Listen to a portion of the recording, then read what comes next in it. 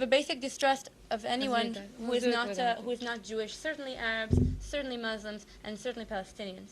And it's very harmful to discuss peace in this way. The second is really the absence of the Palestinian narrative from Israeli discourse and Israeli history textbooks. The way we are taught it in school, it's almost as if our grandparents came to a virtually empty land. Have you ever heard the expression, a land without a people, for a people without a land? What is this? What is this myth? There were people there. They were called the Palestinians. And we are taught it in this way, as if our grandparents came to an empty land, settled it. We have an expression in Hebrew, making the desert blossom. And I'm not saying that our grandparents didn't contribute a lot to the state and didn't develop agriculture, but they weren't the only ones who were doing it. There were Palestinians who were doing it for many years also, before the great immigration began in the late 1800s and 1900s.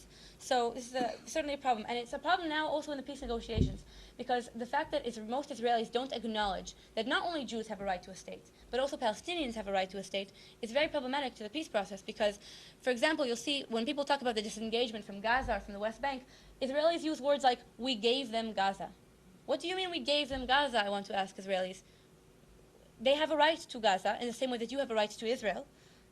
Both peoples have rights to land in this area. And Israelis don't acknowledge that, and they see us disengaging from the territories as acts of generosity, which is very, very problematic. And the last two things really are that Israelis passionately feel that the Israeli army is the most moral army in the world. You'll hear a lot of Israelis say this. They're very proud about it. And a lot of times as a refusal, you'll hear this. Israelis will tell you things like, we're very considerate. We drop leaflets before we bomb them from above. Or we give them notes before we demolish their homes. We are a good army. We act very morally. We do the best that we can. And I think our best is not good enough, not for me anyway, not for my ethical code.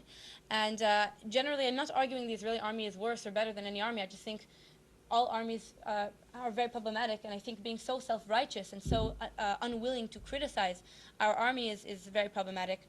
Also, next, a woman who has received national attention after her appearance on Jon Stewart's The Daily Show with former Palestinian minister Mustafa Barghouti. Her name is Anna Baltzer, and she wrote Witness in Palestine. The book was mentioned by Jon Stewart a couple times on the program, and the next day shot up to #1 in sales in Amazon.com's Human Rights book division. We have selections from an interview I did with Anna Baltzer in 2006. I'm speaking with Anna Baltzer, who just gave a fantastic talk in Guilford, Connecticut, about her experiences in the Palestinian territories. Hi. Hi, thanks for having me. A bit about your background to start. I'm a Jewish American, and I got into this work when I was teaching English in Turkey. I graduated from Columbia University and on a Fulbright scholarship was in Asia Minor, and I would kind of take trips through the Middle East, and that's when I first started meeting people in Syria and Lebanon and Iran who sort of started to teach me things about the Israel-Palestine conflict that I'd never heard growing up as a Jewish American. That's how I went from being sort of Jewish American who didn't know much about the Palestinian narrative to working in the territories. And then eventually you wrote a book.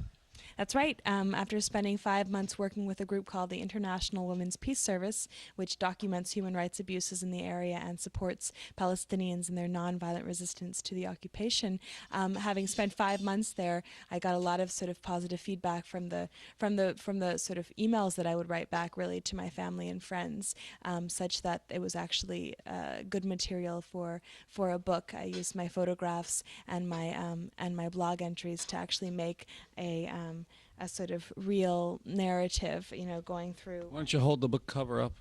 It's called Witness in Palestine, Journal of a Jewish American Woman in the Occupied Territories. And basically, like I said, I mean, it's full of photographs and as well as sort of the things that I started, the things that I saw, you know, my observations, you know, coming as a Jewish American, what things looked like to me. I'd spent time in Israel, I spent time in Palestine, and sort of giving voice to Palestinians whose stories are often never heard, never told in mainstream media in this country. I want to talk to you about the things you saw. First, what were the dates you were over there?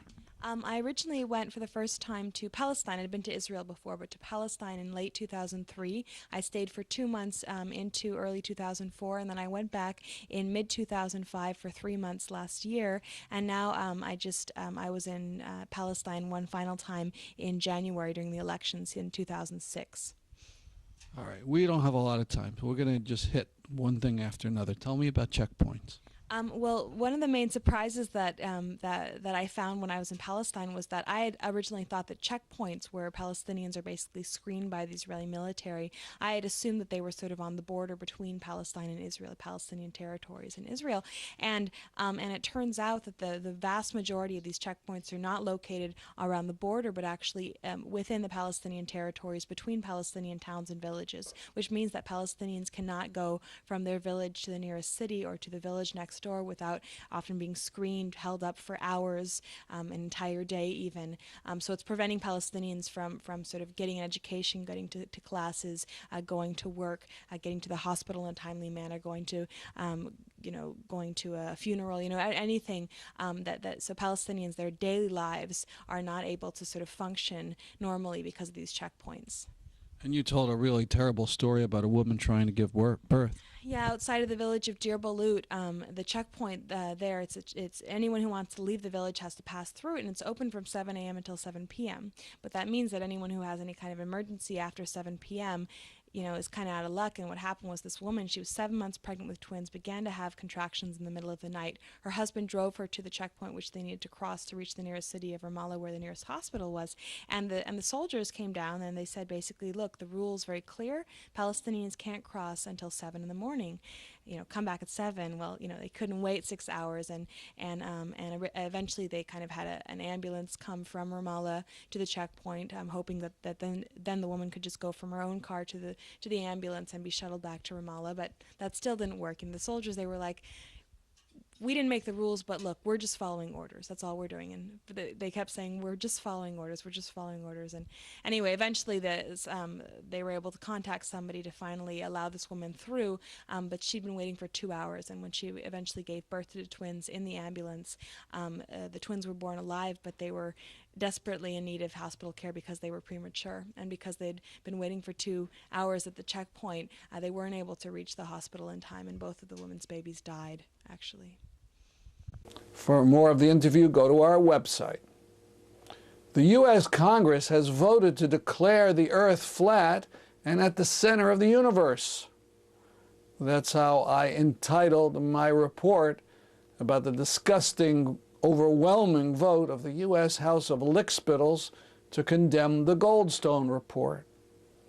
The Goldstone Report was a study done by a Jewish South African judge detailing deftly how Israel massacred Palestinians last winter in the Gaza Strip. The Congress and the President are doing everything they can to cover up what went on there. That's our program for today. See you next week at this time. I'm Stanley Heller, and this is The Struggle.